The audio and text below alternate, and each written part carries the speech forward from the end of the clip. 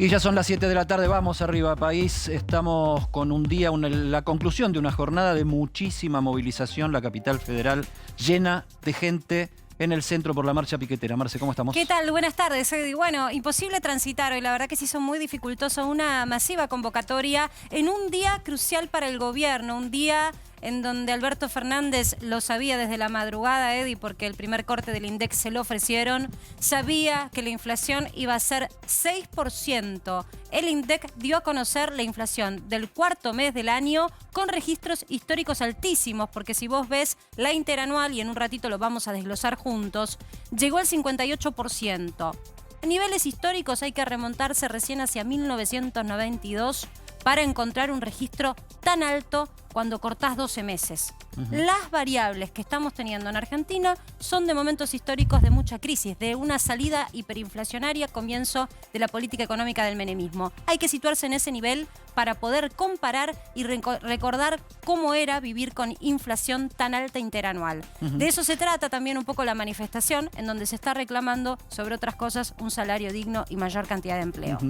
Y ahí estamos, inflación, miserias, disputas políticas, protestas. Pobre Argentina, después vamos a ver la tapa de PQS de hoy a propósito de todas estas cosas que se juntan en una misma agenda y en una misma jornada. Y está Cristian Balbo frente a la Casa de Gobierno.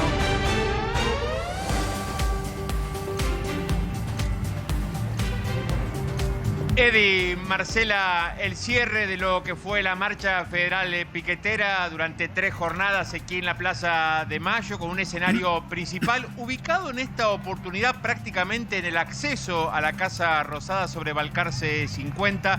El último orador fue Eduardo Beliboni del Polo Obrero, quien nos está acompañando y que ya va a poder responder todas las preguntas que ustedes le formulen desde el piso, mientras comienzan a desconcentrarse los militantes de las organizaciones sociales. Hoy hablaron de 17.000 personas, ese dato estuvo operado. Acá hubo más gente, quisieron deslizar esa información de que había esa cantidad de personas. Hubo mucha más, te digo, porque hemos visto las columnas ingresar tanto por Diagonal Norte como por Avenida de Mayo, también por la zona de Retiro. Pero ya Beliboni les va a dar más datos de lo que fue esta jornada, donde ya adelantaron que podrían llegar a convocar a un paro. A partir de mañana en adelante ya empezar a organizarlo, un paro nacional. 17... Sí, lo que planteamos es que es necesario un paro nacional. Es necesario una deliberación dentro de los trabajadores que no está ocurriendo. La CGT criticó esta marcha, dijo que apoyaba al gobierno, pero no hay asambleas que hayan discutido eso, no tiene mandato para eso la CGT. Desde acá arriba le exigimos un paro nacional que vamos a empezar a construir mañana mismo, porque en esta marcha federal recogimos muchísimas adhesiones de trabajadores ocupados. Les puedo nombrar Abuelo de Pájaro, los trabajadores de la UATRE en Jujuy, los compañeros de Misiones, de Tabacaleros, los de ATE de Córdoba, son gremios muy grandes, importantes, que nos dijeron hay que luchar por el salario, hay que luchar por el trabajo, esto no va más, el ajuste lo estamos pagando los que no los producimos. Entonces la CGT no tiene mandato para eso, le exigimos desde aquí un paro nacional contra el ajuste por un salario equivalente a la canasta familiar. Esa tiene que ser la lucha en la Argentina. Eso no está ocurriendo y nosotros vamos a empezar a discutir por abajo con los trabajadores ocupados para que en un plenario nacional de ocupados y desocupados lancemos el planteo de un paro nacional.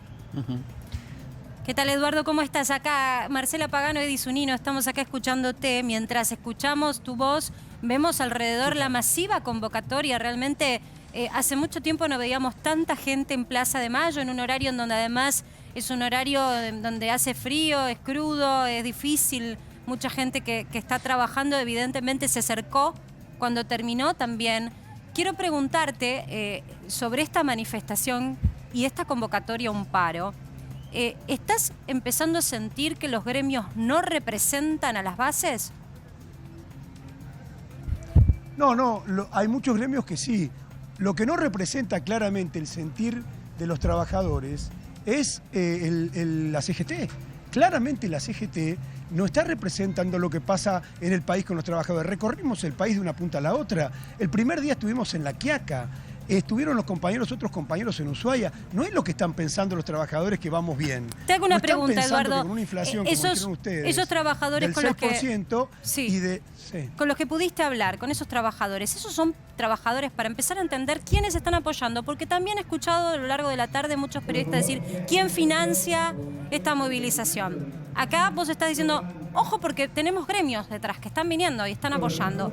Esos representantes, de trabajadores.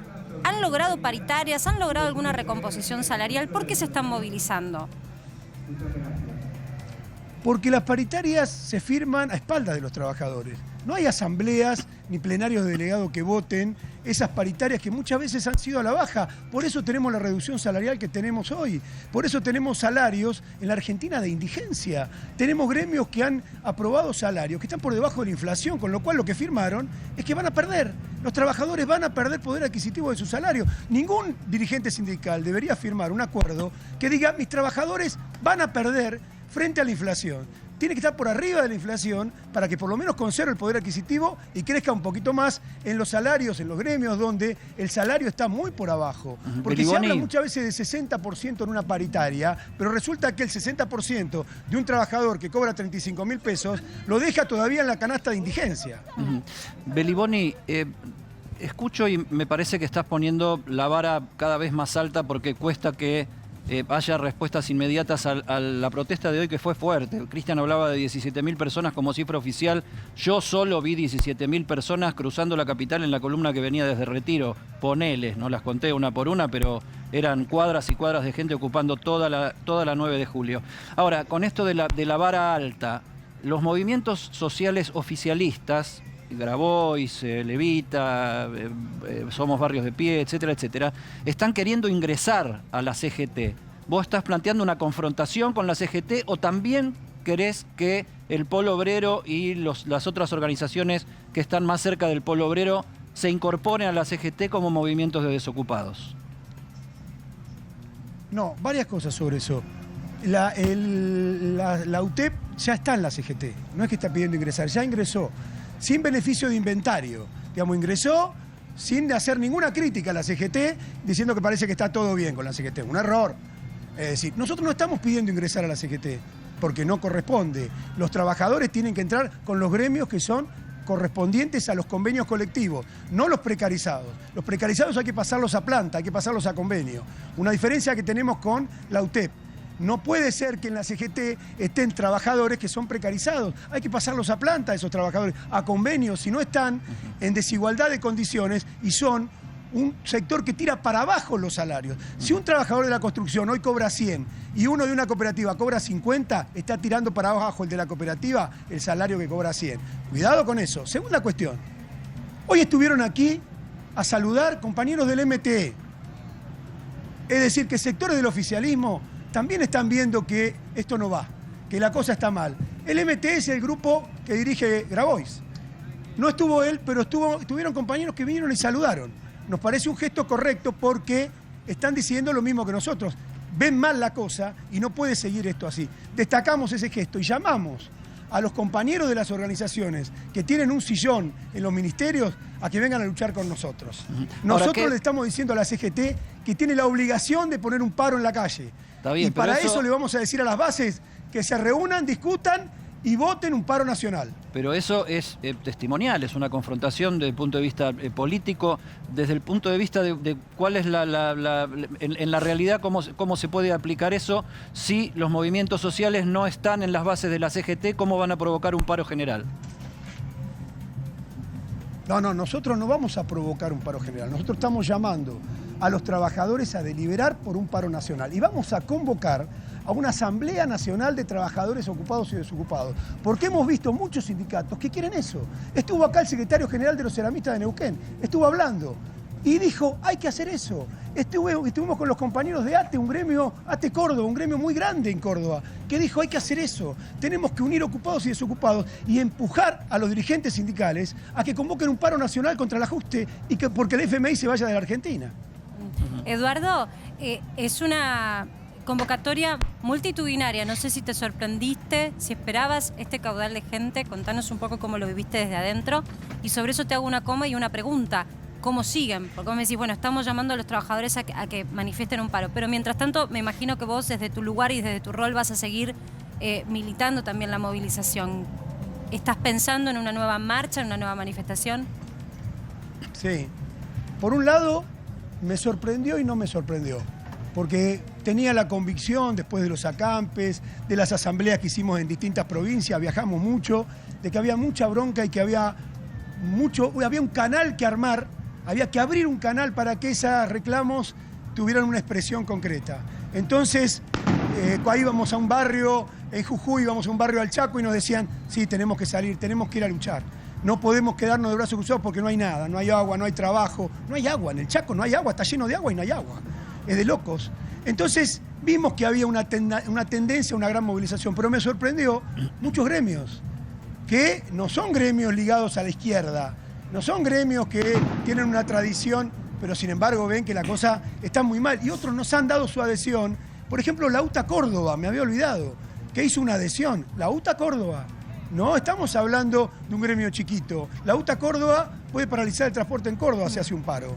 Entonces, vamos a convocar, y ahí viene la segunda parte de la pregunta, a una reunión nacional para preparar un plenario nacional de ocupados y desocupados para empujar por ese paro nacional que necesitamos. ¿Y tenés fecha ya? Perdón, sí, dale. Perdón. ¿Y tenés fecha ya, Eduardo, de eso? ¿Vamos a ir preparándonos? ¿Cómo? ¿Tenés fecha ya para eso o todavía no lo definiste? ¿Podemos ir preparándonos? No. Déjennos descansar un rato. Hace 4 días que estamos en la calle sin parar. Mañana no, pero el sábado nos vamos a reunir la unidad piquetera y ahí vamos a hacer una convocatoria seguramente la semana que viene. Hablando de los 4 días de movilización, uno de los vos sabés que acá preguntamos absolutamente todo, tenés todo el espacio para contestar, pero preguntamos todas las cosas que están en la conversación. Una de ellas es el costo de esta movilización. Hubo sectores que plantearon que el gran costo de esta marcha tuvo algún guiño y algún ayudín, como se dice ahora, de parte del kirchnerismo que está confrontando con el gobierno de Alberto Fernández. ¿Qué tenés para decir sobre esta cuestión? Y si me pudieras decir cuánto gastaron en la movilización, sería un dato muy importante. Miren, nosotros hace 3 meses, 2 meses y pico que estamos con una campaña juntando fondos, porque sabíamos que se venía esta marcha federal. Inclusive cuando se hizo el acampe, algunos querían venir, le dijimos no, reserven los recursos. Porque tenemos el criterio de los viejos sindicatos anarquistas y socialistas, que es el de la independencia política. La independencia política no puede ir de la mano, mejor dicho, no puede dejar de estar de la mano de la independencia económica. Así que no recibimos ningún aporte, ni queremos ningún aporte, ni del kirchnerismo, que por supuesto está muy lejos de todo esto, ni siquiera sacó un comunicado el kirchnerismo, así que mucho menos plata. Claramente están en otra cosa, están discutiendo la interna. Nada que ver. Y sí sindicatos.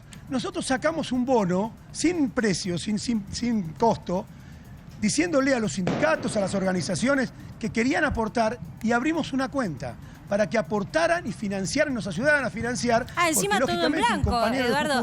Perdón, no es menor lo que estás contando. En una Argentina donde la economía informal traza casi a la mitad de la población activa, que vos estés hablando de que hasta tenés una cuenta bancaria. Cada sindicato nos pidió un recibo. No, aparte los sindicatos hicieron una campaña al interior del sindicato y recogieron. ¿Cuánto juntaron, Eduardo? Esa plata. ¿Cuánto juntaron y cuánto les costó la movilización? Yo todavía no tengo el número, además porque no son solamente nosotros, digamos, hay otras organizaciones que también juntaron. Hoy un periodista de CNN me dijo, te hago el cálculo, 70 micros a 300.000 son 15 millones de pesos.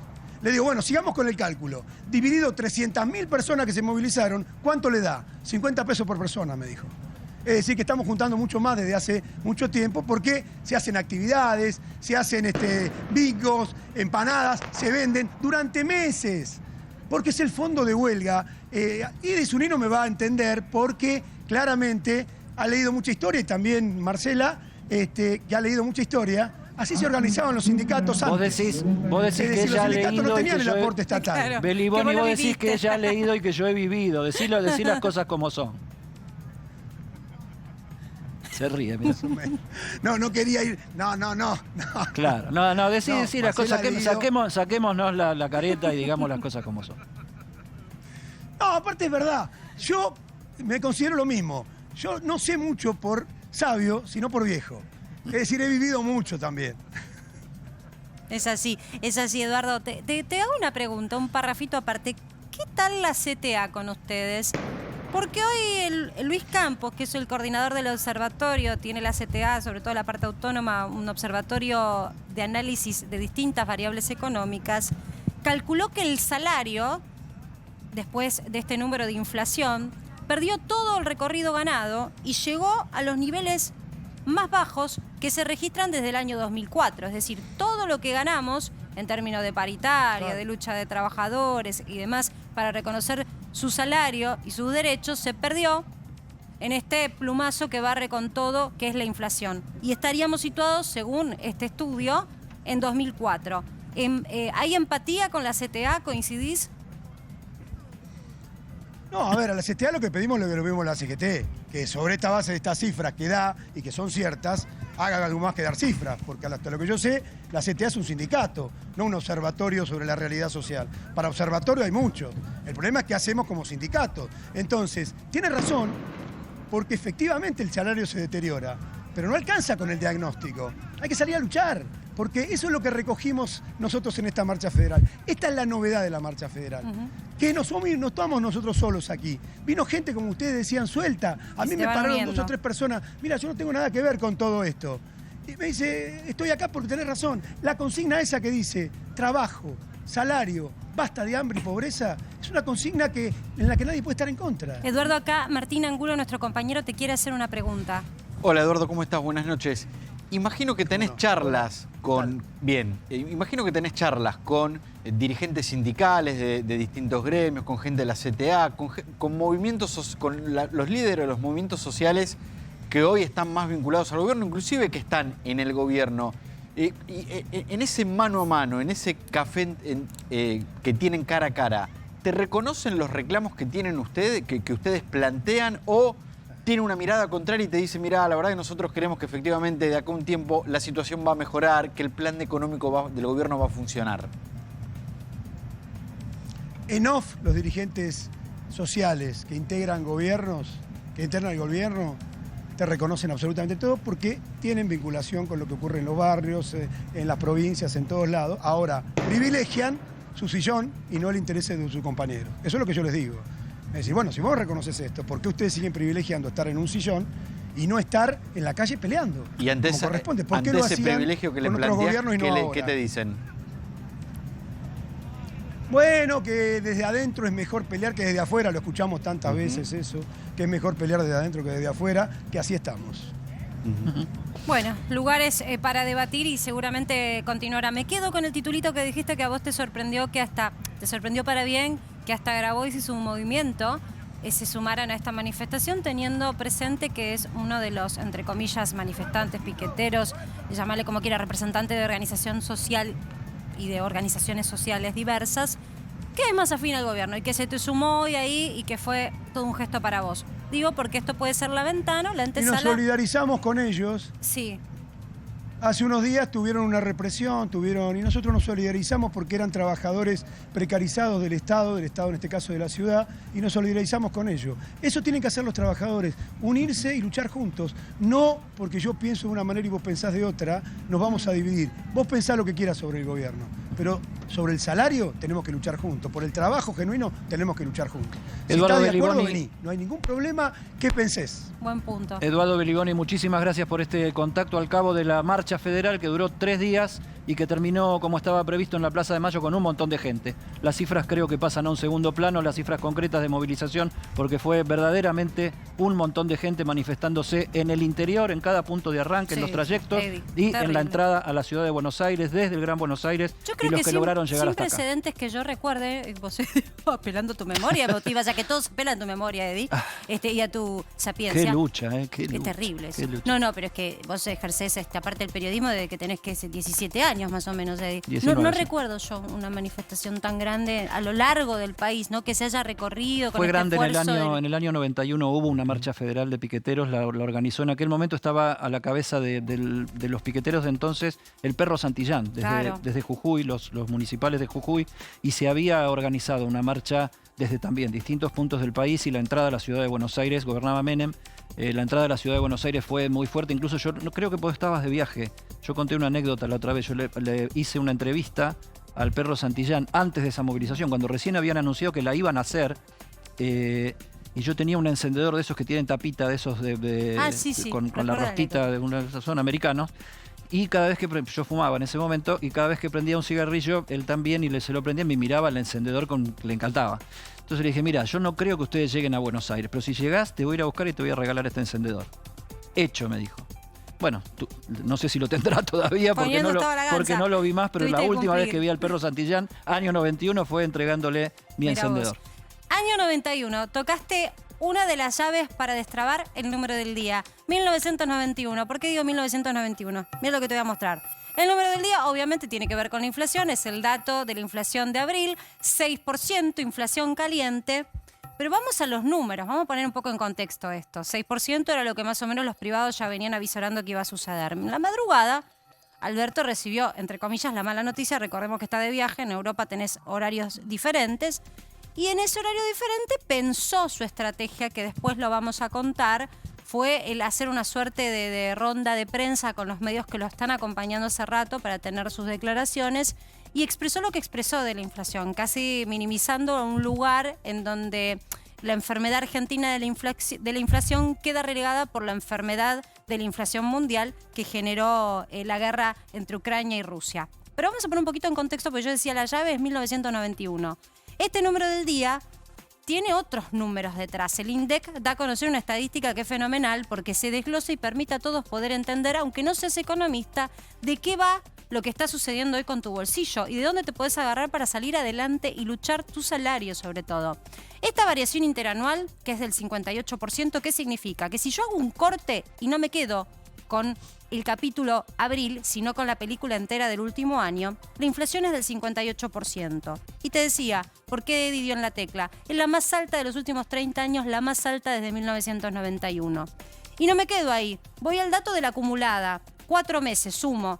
¿Te acordás que habíamos tenido enero 3,9%, febrero habíamos tenido 4,7%, marzo pico 6,7%? Cuando sumás ahora abril en 6%, te queda 23,1%. Es decir, desde que arrancó el año hasta hoy no, porque ya estamos transitando otro mes, pero hasta abril, hasta el último día de abril, la inflación acumula 23,1%. Es la más alta variación de este cuatrimestre en la serie histórica desde 1991. Insisto con 1991 porque estaba saliendo de una hiperinflación y esos registros llegaban a niveles superiores a estos que te estamos marcando. Pero recién tenés que ir a ese lugar porque en la historia no sucedió de tener registros tan altos para este primer cuatrimestre del año. Marce, antes de que pasen a esta placa, que ya la tenemos, si podemos volver un segundito, por favor, a la producción, a la anterior, porque me quedo acá con dos cosas.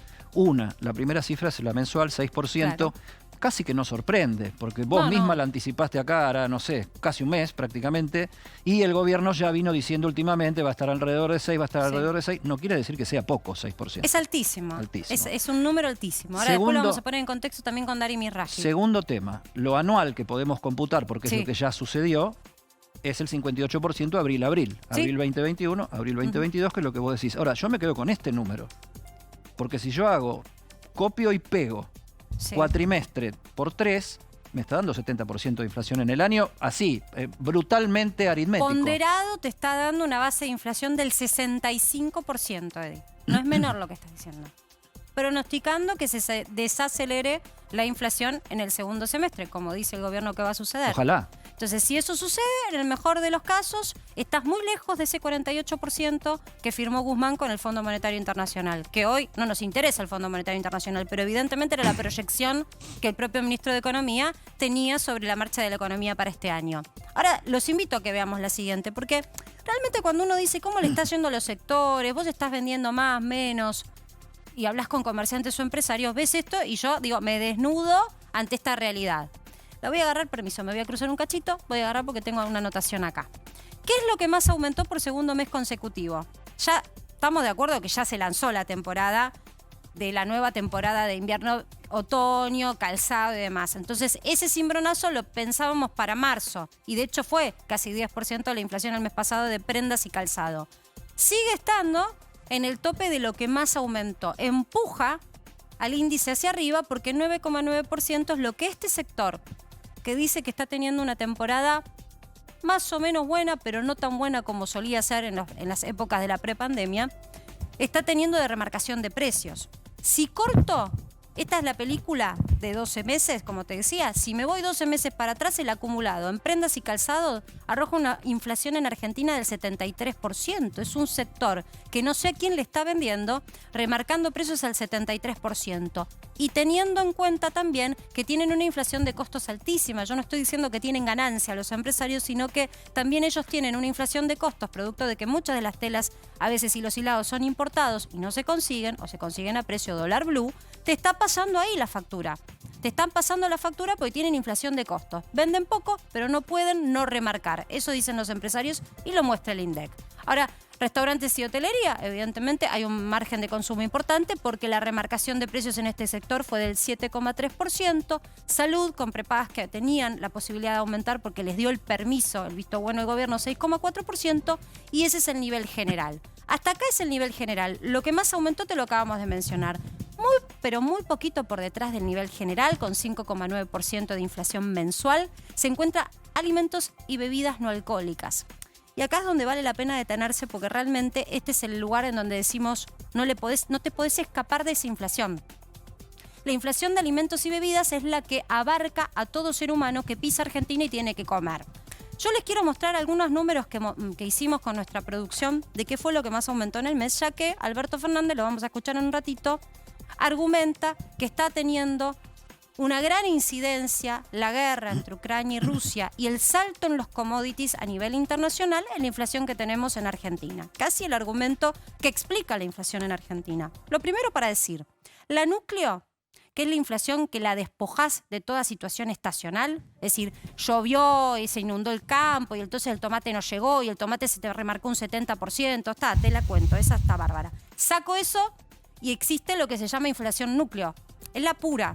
Eso dio más alto. Dio 6,7%. Curioso, de una estadística. Que la núcleo, una vez más, esté por encima del nivel general. ¿Qué te baja con el nivel general? Que están tocando y están moviendo algunos precios al son y a la decisión del gobierno. Por ejemplo, la inflación de servicios, que igual, gran paréntesis, es altísima para un solo mes, ubicándola en 5,1%. Si todavía no aumentaron tanto los servicios como evidentemente tienen que hacer, y la marcha de la discusión en tarifas se está dando recién esta semana, ¿a cuánto va a irse esa inflación? Se pregunta uno, ¿no? Está en 5,1% esa inflación en abril. Y los empresarios están perdiendo dinero. Dicen, no podemos invertir en infraestructura porque no nos dejan aumentar. Entonces, gira el perro mordiéndose la cola. Esta es la foto de abril. Ahora, yo te decía, vamos a mirar cuánto de esto es Ucrania y Rusia y cuánto es Argentina. Porque esto pasa en un solo mes. Y en otros países no sucede. ¿Qué fue lo que más aumentó? Marzo. Tenías un precio, abril tenés otro. En la comparación, el salto en un solo mes me da que el pan francés subió un 11%. El pan, que ya era lo que más había aumentado. Está bien, aumentó la harina, pero tomaste medidas en marzo. El gobierno tomó medidas. En teoría se había bajado la remarcación de la harina y los derivados de la harina, como el pan, este mes, en el mes de abril. No iba a haber un fideicomiso ahí para el precio. Se habló con todos los empresarios del sector, los empresarios enojados. La suba en la alícuota en algunas retenciones era justamente para financiar y que no castigar el bolsillo de los consumidores en abril. El consumo del pan, que es de la mesa de los argentinos, vamos a decirlo, los más pobres, porque lamentablemente el que se alimenta con pan no está teniendo nutrientes. Aún así, saltó un 11%. No se entiende dónde está la eficacia de las medidas. Lavandina. Yo no sé dónde están los commodities en términos de alimentos en la lavandina, pero en el análisis del INDEC, que es una de las estadísticas hoy por suerte más creíbles que tenemos, 11,4% saltó en un solo mes. No sé cómo vamos a limpiar las casas, porque realmente los productos, tomé la lavandina, pero los productos en general de limpieza se han remarcado a una velocidad altísima. ¿Qué dicen los empresarios del sector? Pero tengo aumentos de packaging y eso va en dólares. Y tengo componentes que son importados, que no se fabrican en la Argentina. Entonces no es la guerra. Es la expectativa de devaluación. Digo porque estamos discutiendo qué es lo que motivó la inflación. Es el dólar. Es el dólar. Es el dólar y la expectativa de devaluación que tienen muchos empresarios, Evi. Después, el pollo, como para mostrarte algo, 12,1%. El filet de merluza, bueno, puede ser los que son creyentes en Semana Santa que no coman y entonces se remarca. Digamos que la proteína y el aceite lideran la lista. Aceite de girasol, fíjate. Proteína y aceite lideran la lista. 13,5%. 17, 12, 13,5%. Yo no sé qué pretenden que coman los argentinos, porque la verdad que si le sacás el pollo, le sacás la merluza, le sacás el aceite, leche 8%. O sea, es un lujo tener leche para tus hijos en la mesa.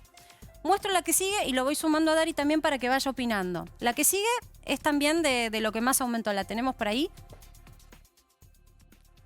A ver. Ahí, Marce, por ejemplo, en el tema de aceite de girasol, ahí es fuertísimo el impacto de la Vení, guerra, vení, ¿no? Dari, venite. Ahí tenés un impacto muy claro porque tenés a Ucrania y Rusia como grandes productores ahí. Vení al lado mío. ¿Cuál decís vos? ¿Marca? No, te digo, el caso aceite de girasol es muy claro, digamos, en ese sentido, porque son dos grandes productores, tanto ¿tenés Rusia la del yogur, los huevos, Ucrania, la yerba mate? Poneme esa antes de ir a la del mundo, porfa. Porque quiero primero centrarnos en Argentina. Pues si no vemos el caso argentino, después pensamos que el resto... Pará, porque el resto es ponderado sobre lo que pasa acá. Yogur, 8,9%. Huevos, 8,2%. Huevos, a ver, entiendo, sí, el alimento de la gallina aumentó, pero ya el mes pasado había aumentado. ¿Me explicás por qué este mes también un 8,2%? No estamos hablando de 0,5 o un punto, no. 8,2%. Yerba mate, o sea, una infusión popular en Argentina. ¿Qué tiene que ver acá la guerra? Es de consumo regional. 10% en un solo mes. Y había sido el mes anterior también de lo que más había aumentado. El jabón. No sé, higiene personal. ¿Cómo nos vamos a higienizar? Hay gente que está teniendo problemas también para lo que es la higiene personal, porque si el jabón aumenta, imagínate los derivados, el shampoo y demás. 9%, un lujo tener jabón en tu casa. Y la carne y la nalga, que acá es donde pongo el debate, se había puesto de acuerdo, había un sector de empresarios que se congraciaron con el gobierno y dijeron vamos a hacer patria, vamos a poner unos cortes populares a precios moderados. Explícame entonces la remarcación. Porque tenés 9,8% en el caso de la carne picada, que digo, tomamos esto porque en los guisos, en las cosas más populares, cuando no alcanza, para que todos puedan comer una ración de milanesas o de asado, la carne picada es la carne de los pobres. A eso voy, ¿no? Y que en el último año la 9,8%. carne acumuló aumentos impresionantes. También altísimos. Entonces, ¿cuánto de esto es Argentina y cuánto es la guerra? La verdad, yo me puse a pensar, digo, vamos a mirar si hay algún análisis. Hay un análisis de Nicolás Bertolot, Gabriel Montes Rojas, Fernando Toledo, que son 3 economistas que tomaron 40 países en el mundo y se fijaron la incidencia de, bueno, a ver, ¿cuánto aumenta Edi los commodities y cuánto se te va a inflación? Cuando aumenta un 10% en el mundo, los commodities y los alimentos, en general a estos 40 países redundan medio punto porcentual de inflación. 10% de revalorización de los commodities, medio punto de inflación. Argentina está teniendo un salto mes a mes inflacionario de mucho más de medio punto. Así que si queremos que, obviamente no es el país que está dentro de esos 40, está fuera de los ejemplos, pero si quisiéramos explicarlo con la ecuación de lo que sucede en otros países, no nos alcanza tampoco argumentativamente. Acá hay algo interesante, ¿no? Porque cuando vos veías rubro por rubro, hay un gran ausente, que lo ves primero en todos los países y que está directamente vinculado a la guerra. Energía. No está energía como el rubro que más aumentó. Y si está ese regulado. es el rubro, justamente, ese es el rubro que en todos los países está liderando. Cuando vos haces el mismo desglose que hiciste vos, lo haces en cualquier otro país de América Latina, lo que más sube es, primero, combustibles, energía en general. Acá, como está regulado, no está apareciendo. Es decir, que vos estás teniendo esta inflación controlando, teniendo, digamos, agarrando pisado con correas y pisado a la principal variable que está afectando al mundo con la inflación.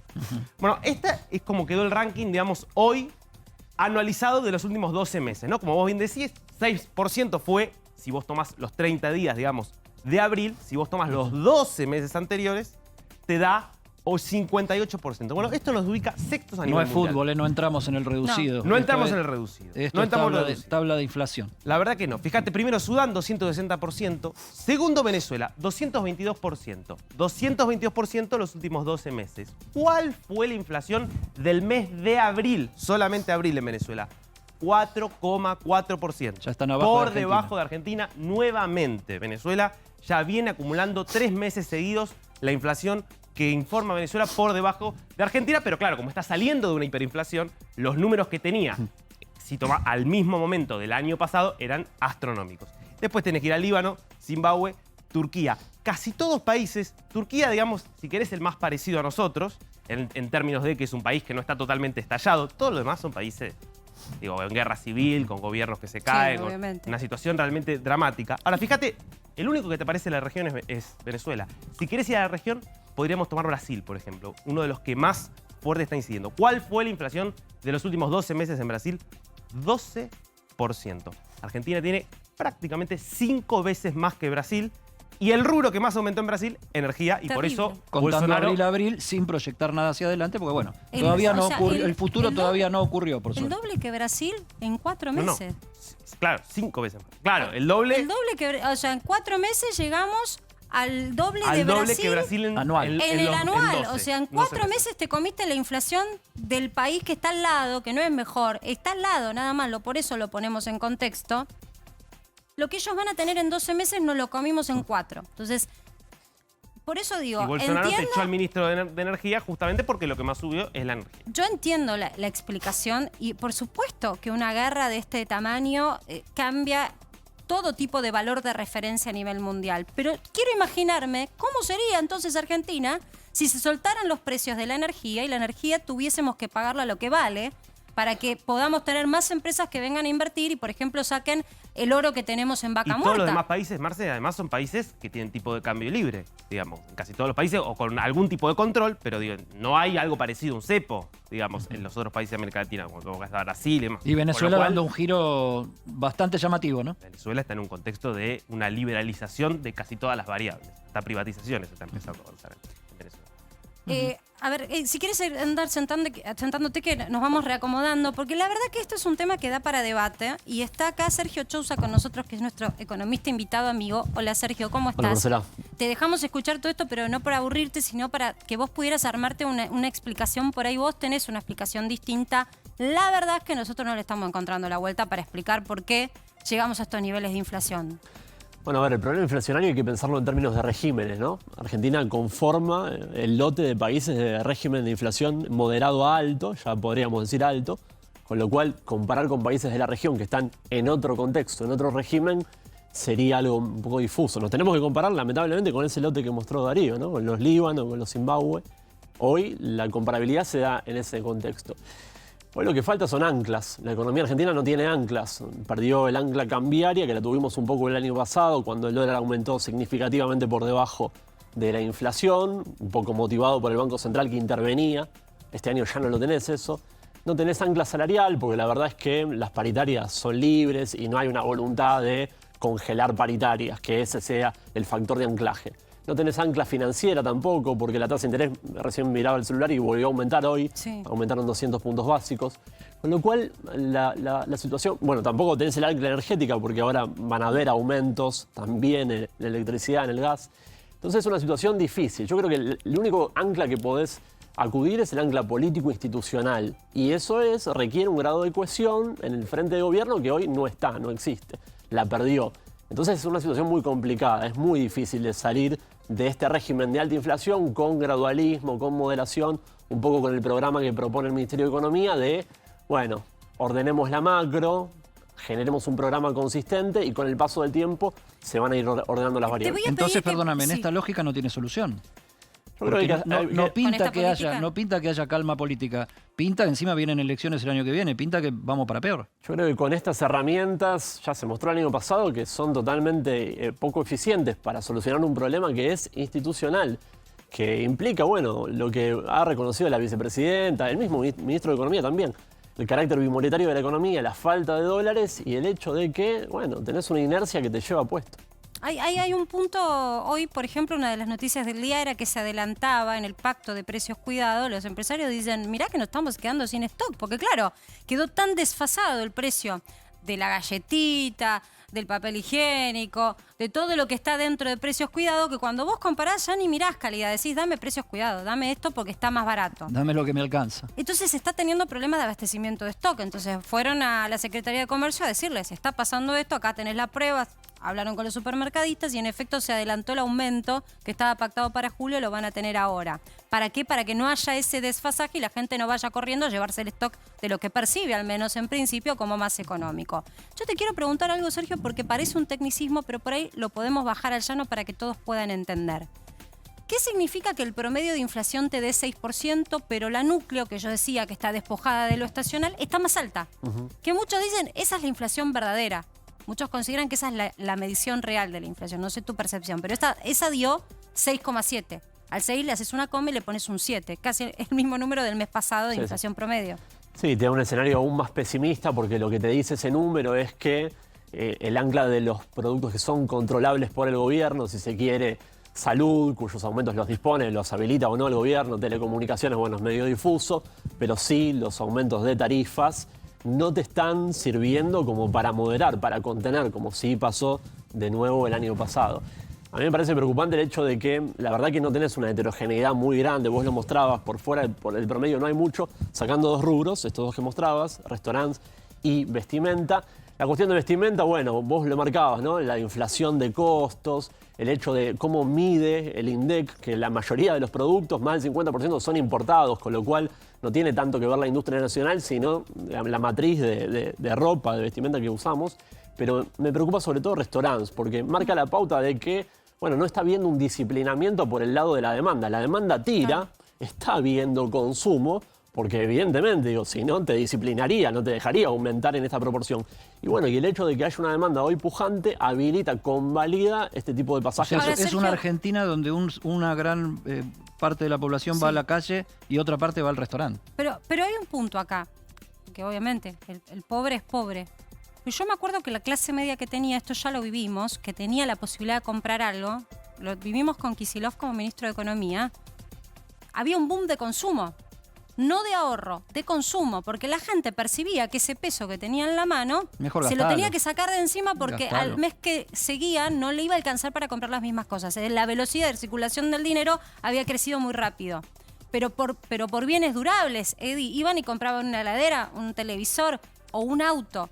Ahora lo que estamos viendo, por eso me parece interesante lo que marca Sergio, es que evidentemente se lo gastan en darse el gusto de ir a un restaurante. Los que pueden, la clase media que no puede ahorrar y evidentemente va a ese tipo de consumo. Ahora, en el otro polo, vos planteabas, hacías obviamente hincapié en el tema alimentos, porque es lo que todo el mundo tiene que consumir sí o sí, está en línea con el 6%, 5,9, apenas una décima abajo del general, y seguramente, no tengo el dato, lo suelo ver al día siguiente, seguramente en los centros más poblados, en el conurbano, en el Gran Buenos Aires, en el Gran Rosario, Mendoza, etcétera, etcétera, va a estar por encima del promedio general. O sea, donde más necesidad de comer hay, la comida sale más cara.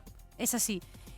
Pero el punto también es, Eddie, que por eso yo se lo pregunto a Sergio, a ver cómo lo ve, digo, ¿cómo salís de este lugar? Tenés a Guzmán reafirmando su política económica antes de ayer. O sea, ya sabía, lo tenía el corte preliminar del INDEC. Tenemos hoy al presidente, que un ratito lo compartimos cuando Cari, nuestra productora, lo disponga, afirmando que la inflación no es un dato bueno, no es una buena noticia, pero que en realidad se esgrime en lo que está sucediendo en el mundo. Entonces, ¿cómo salimos de esto si en realidad los que tienen que hacer el diagnóstico y ejecutar una política de cambio están viendo algo diferente? O sea, están viendo que esto no es Argentina, es el mundo, y hay que seguir por este sendero. Bueno, esa pregunta yo te digo, hoy, ¿tenés un programa económico y un programa antiinflacionario? Sí, lo tenés, que es el programa del Fondo Monetario, sin ponerle connotación ni positiva ni negativa. El programa del Fondo Monetario es ordenar tus cuentas públicas, consolidar tu posición de reservas y andar consiguiendo niveles de financiamiento en el interín para fondear tu déficit.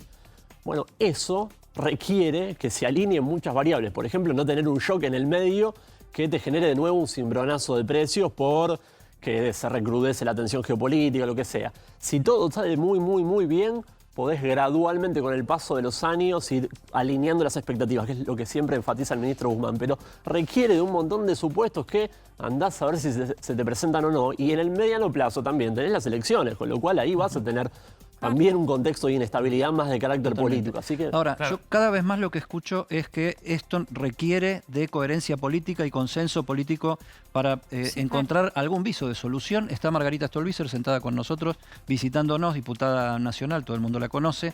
Margarita, buenas noches, por supuesto. Buenas noches. ¿Es posible que haya un consenso político tal que le permita a la Argentina poner en el centro el problema de la inflación y decir, muchachos, dejémonos de embromar y vamos a ponernos a resolverlo? Hoy, más que posible, parece necesario, imprescindible, ¿no?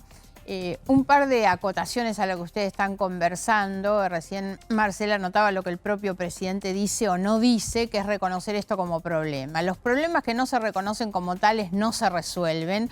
Pretender que esto pasa acá porque pasa en el mundo es ya decir no me voy a ocupar de resolverlo, así como han hecho muchas veces, que es minimizar el tema, subestimar el tema y por lo tanto no se aborda.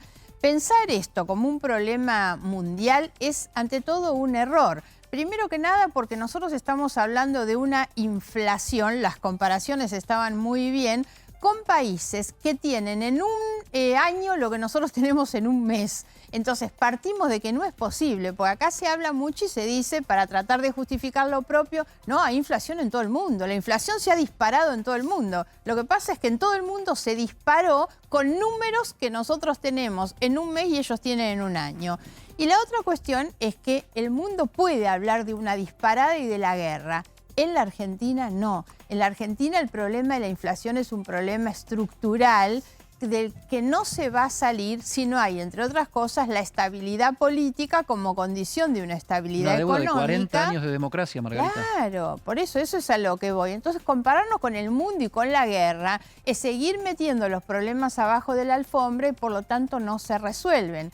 Ahora, la cuestión institucional es un tema siempre que importa. Yo creo que no podemos no tener en agenda cuánto implica la cuestión institucional en un país que necesita recuperar credibilidad, confiabilidad para recibir una inversión, poder producir y generar empleo. Porque esas son las bases, además, para poder tener otras condiciones económicas, ¿no?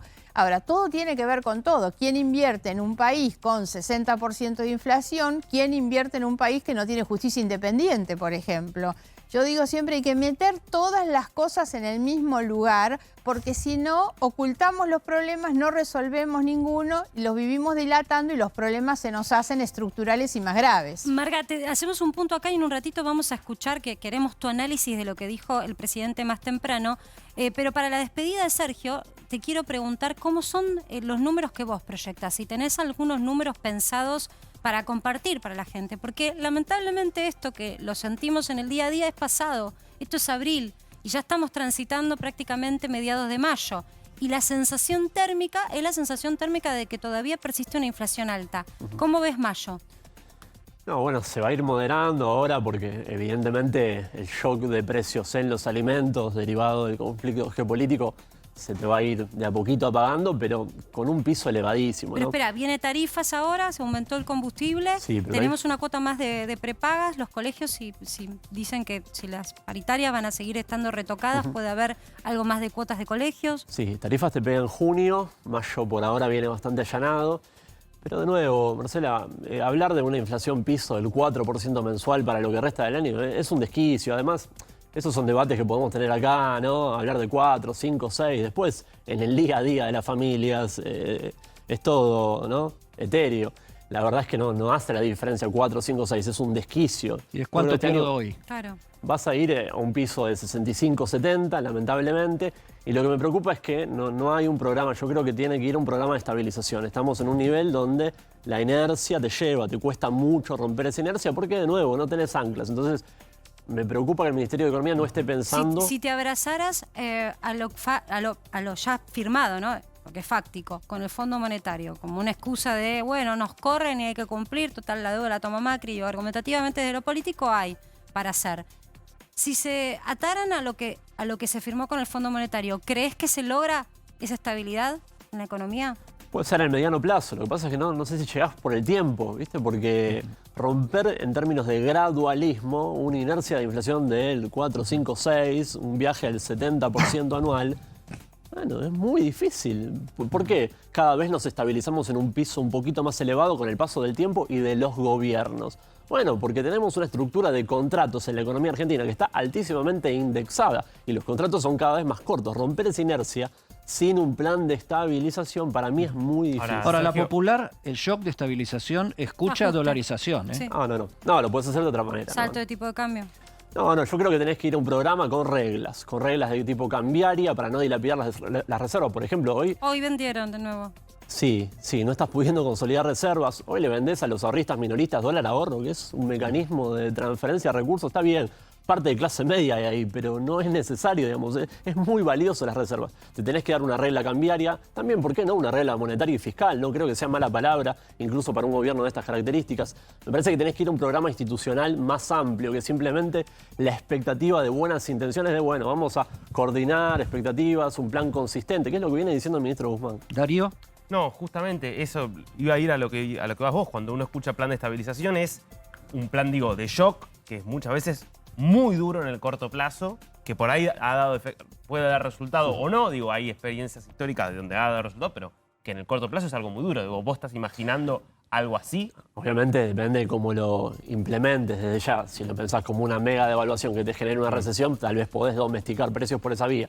Yo lo que digo es más de carácter institucional. Me parece que tenés que ir a reglas que excedan a los gobiernos, ¿no? Porque también le pasó a Mauricio Macri sin guerra y sin pandemia, ¿no? La aceleración inflacionaria, dejando una economía con 53,8%, que es un nivel también elevadísimo. Entonces, la ausencia de reglas, de una hoja de ruta que tenga que ser respetada independientemente del gobierno de turno, me parece que es fundamental y rompería la falta de credibilidad, porque el gran problema que tenemos es que viene un ministro de Economía y ¿cuánto va a durar? Y las internas. Ahora, ¿cómo puede haber un acuerdo entre gobierno y oposición si al interior del propio gobierno hay gobierno y oposición? Hay oficialismo y oposición. Mira, el acuerdo con el Fondo Monetario pasó y lo votó buena parte de la oposición. Yo creo que si te pones reglas... O sea, vos estás imaginando entonces que se repite ese escenario, entonces el gobierno o el sector albertista pactando con Juntos por el Cambio y con el kirchnerismo por fuera. Tenés que tener una mirada superadora en este momento, independientemente de las tensiones más... O pensar en otra alianza de gobierno, que lo vamos a dejar para la conversación con Margarita Stolbizer. Muchísimas gracias Sergio, por tu visita y por tu aporte. Hacemos un viraje y nos vamos a escuchar al presidente, Alberto, porque creo que el presidente ve cosas de distinta manera de un día para el otro, ¿no? Yo creo que pasó por el túnel del tiempo y en vez de 24 horas pasaron más. Pasaron cosas, dicen en las redes sociales. Pasaron cosas, pero eso era el otro, el que dijo pasaron cosas, ¿no? Pero evidentemente acá también. Escúchalo, esto pasó hoy, ¿eh? Hace 24 horas era otra historia, pero mira cómo cambiamos ahora. ¿Se ve usted con fuerzas no solo de terminar su mandato, sino de presentarse a la reelección en 2023? Sí, sí, absolutamente, con todas las fuerzas necesarias para que la Argentina se ponga de pie. Y la voy a poner de pie. Entiendo que ha dicho más o menos que sí. Definitivamente. La verdad que yo no estoy discutiendo con Cristina. La verdad que yo no estoy discutiendo ninguna interna y la verdad que no estoy pensando en mi reelección. Estoy pensando en cómo salir de los problemas que tenemos. Bueno, yo digo que pasaron cosas porque esto fue pegado, o sea, podemos decir versión internacional, porque era con un medio internacional, versión local, porque fue la decisión de hablar con los medios locales, lo que sucedió hoy, y digamos, de estar candidateado. Viste, en el mundo de hoy todo se lee en todas partes, ¿no? Ahora creo que tenemos ¿Habrá algo en el aire nosotros, de ¿sabías? España y el aire de Francia? La presión de los periodistas. Aparentemente la presión de los periodistas lo llevó al presidente a decir algo que no estaba tan firme o tan de acuerdo. Él se fue en sus propias palabras. Entonces tuvo que reafirmar hoy que no está pensando en la relación. No se lo ve muy apretador al colega. No, el alemán parecía más bien medio, alemán, parecía más bien moderado. Fue una pregunta concreta. Él habló de reelección y de un 2023 en donde podía haber un segundo mandato. Absolutamente. Bueno, evidentemente no. Algo pasó. 24 horas después dice que no está pensando en eso. No dice que no lo va a hacer, ¿eh? Ojo, porque viste que con los políticos hay que tomar bien las palabras y ceñirse de ellas, pero niega que eso lo tenga en su cabeza. Y yo recuerdo que ayer, en el debate donde tuvimos a Santoro aquí sentado, le preguntábamos si él, que es un diputado que se reconoce albertista, que se reconoce militancia peronista. Con mucha llegada y participación en el esquema amplio de comunicación del presidente. Él dijo que consideraba que era un error estar pensando ahora en más fórmulas enfático que error. Error sos generosa, porque dijo que era un despropósito o algo así, ¿no? Lo mismo dijo Lozano, digamos, está dentro del directorio del Banco Nación, pero digamos, también milita para la coalición gobernante. No estaban de acuerdo con empezar a hablar de 2023. ¿Habrá tenido que ver algo de esto? Yo me doy vuelta y ya está la gran Lili Franco acá con nosotros. La gran por Hola, edad. Lili. Lili, te queremos mucho. Gracias por venir a este programa. La gran por edad. Dice, ¿podemos aflojar un toque con la edad? Era Basta, así. ya está. Bueno, Primero, se dice sabiduría. así. Y segundo, que es una grande porque sabe todo de los Una grande pasillos de de verdad. Casa Rosada, ministerios, Eso sí. organismos descentralizados. Yo te podría dar un detalle, porque le dicen Todos la los casa- pasillos que anduve. muchos. Que ando. Lili, ¿nos contás cómo se lee el cambio en 24 horas? Pero mañana puede cambiar también. Ay, Ah, bueno. O sea, está bien. discúlpame, porque en realidad ya veníamos de antes de irnos a Europa, habíamos dicho que queríamos la reelección. Claro. Casi un mes atrás, ¿se acuerdan? Sí. Después bajamos, después volvimos a subir y ahora no estoy pensando en la reelección hoy. le faltó la coma hoy. Hoy. Claro, Lili lo sabe. Probablemente. Hoy Por ahí es ahora, en realidad en esos Claro. 5 Sí, minutos. no, ahora no. Yo lo que te puedo contar es que claramente hoy las diferencias entre Alberto y Cristina son bastante, casi diría, insalvables. No digo que nunca se puedan saldar, porque bueno, depende de ellos, pero y en esta línea y con la línea de reafirmar que nosotros estamos llevando un buen gobierno, que estamos haciendo bien las cosas, tiene sentido el hecho de plantear la reelección y pelear. Alberto está buscando juntar fuerzas, gobernadores, intendentes, en esto que es un enfrentamiento claro con la vicepresidenta, no solo por disputar poder, en el sentido de gobernar, sino también un poder, está aspirando Alberto a un poder territorial. Por ahora no lo está logrando, no está logrando muchas adhesiones y por eso marcha atrás de hoy no estoy pensando, porque si hubiera esta fuerza que lo apoya, hoy hubiéramos escuchado a algún gobernador, a alguien que salga a decir... Sí. Algo, ¿no? El único dirigente que salió muy fuerte fue el presidente del bloque de legisladores del Frente de Todos de la capital federal, de la ciudad de Buenos Aires, Claudio Ferreño, Sí. ayer, que salió a decir Ayer, estamos militando a full para la reelección. No, Martín yo Angulo. creo que entre las dos declaraciones disímiles del presidente hubo otra que podemos interpretar que tuvo que ver, que fue la de Aníbal Fernández. Hoy el ministro de Seguridad no solo que dijo que el presidente iba a ir por la reelección, sino que dijo que si Cristina quería competir, iban a tener que ir a una interna. A las pasos. Sí. A las PASO. Entonces yo no sé si a un año y medio de las elecciones se podía convivir con una interna ya planteada entre Alberto y Cristina.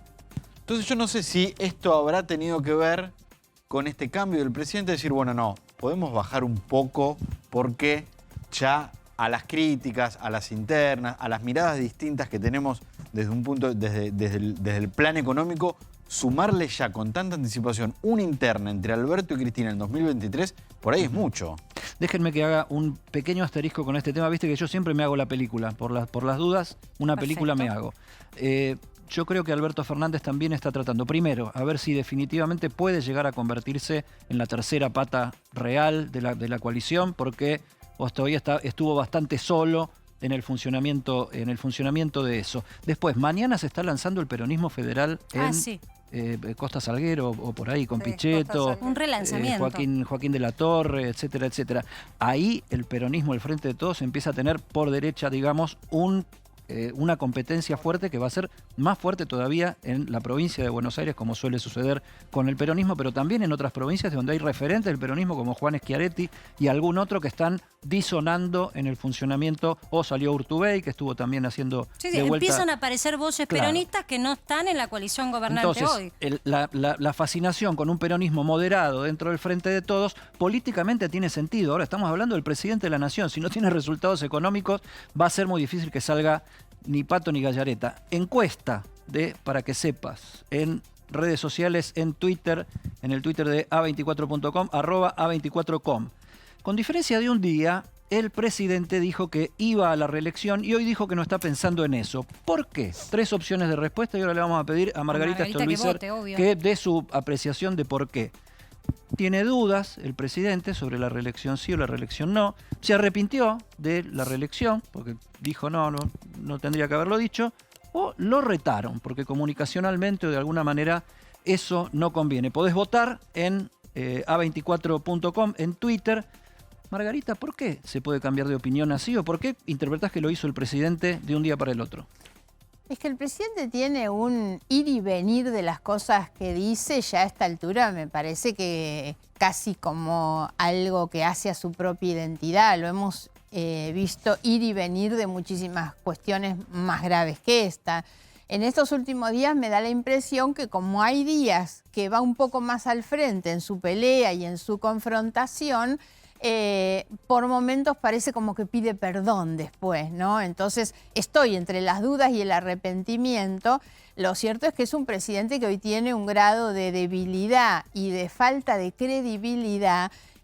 Nosotros teníamos un presidente el 20 de marzo del 2020 que cuando salía en la televisión a hablar todos poníamos la atención a ver qué decía. Era un presidente con una autoridad Casi tremenda. un padre. Casi un padre. Era tremendo. Hoy el presidente anuncian que van a hablar y la gente cambia de canal. Ya no quiere saber, no le creen absolutamente nada. Vos sabés que ayer Claudio Lozano, que forma parte de alguna manera de la coalición gobernante, decía, si hubiéramos ido a elecciones de medio término en 2020, con el efecto de la pandemia, al revés, hubiéramos ganado, porque la imagen presidencial estaba muy fuerte. Por más distancia que en el 19. En lo más crudo de la realidad de la pandemia, con lo cual echarle la culpa también a la pandemia de la situación de cómo se gestionó la pandemia y la pospandemia es rara. Lo está reconociendo parte de la coalición gobernante. Sí, ahora, Marga, ya que sí, fuiste bastante indulgente con el presidente porque no dijiste que lo retaron, tiene dudas y se arrepintió. Elegí una y votamos y la gente ya va viendo cómo vienen los resultados. ¿Tiene dudas o se arrepintió con el tema de la reelección? Tiene dudas porque creo que él es una duda en sí mismo. ¿Tiene dudas? A ver. 89,3 dice que lo retaron. El tema es quién. Ahora la pregunta es quién. Bueno, creo que 5,4 y 5,3 casi empate. Tiene dudas y se repitió. ¿Por qué decís que no, dice Lili? que no. Porque no lo retó Cristina lo que puede pensar la gente. No se hablan. O sea, Ni siquiera para realmente eso. no se hablan. No hay canales de comunicación. No, pero por ahí lo retó Gabriela Cerruti y le dijo, presidente, no hable de esto. Ese puede ser otro tema. ¿No? Ese puede ser otro tema. Pero yo creo que la mayoría de la gente piensa que lo retó Cristina. Claro. En realidad, yo dudo que mucha gente sepa quién es Cerruti, convengamos, ¿no?